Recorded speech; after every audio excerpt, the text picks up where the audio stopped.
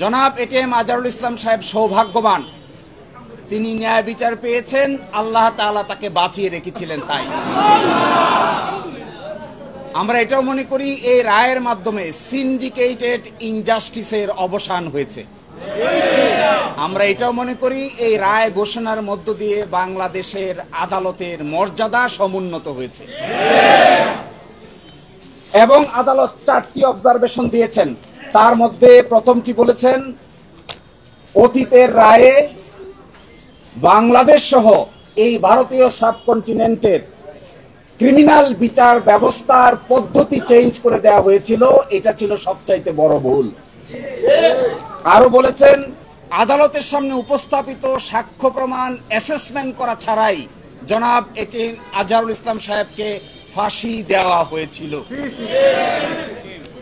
এবং আরেকটি ইম্পর্টেন্ট কথা বলেছেন যে পৃথিবীর ইতিহাসে এটি একটি ট্র্যাভেস্টি অফ ট্রুথ, অর্থাৎ বিচারের। আরো বলেছেন,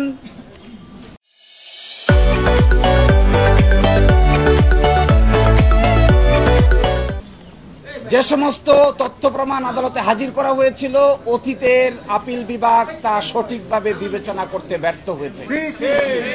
ফলশ্রুতিতে আজকে জনাব এটিএম আজহারুল ইসলাম সাহেবকে বেকসুর খালাস প্রদান করেছেন। বাংলাদেশের ইতিহাসে নয়, পৃথিবীর ইতিহাসে এটি একটি নজিরবিহীন ঘটনা হয়ে থাকবে।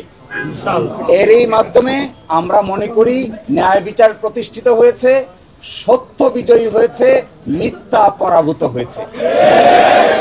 আমরা একটা শর্ট অর্ডার চেয়েছি, অ্যাডভান্স অর্ডার চেয়েছি।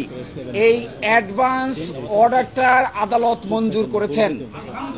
আদালত বলেছেন আমরা চেষ্টা করব আজকেই যেন এবং আজকে এবং কালকের মধ্যে যেন এই শর্ট অর্ডারটা প্রসেস হয়ে জনাব এটিএম আজহারুল ইসলাম সাহেব মুক্তি পেতে পারেন, এই জন্য সকল আইনি ব্যবস্থা আমরা গ্রহণ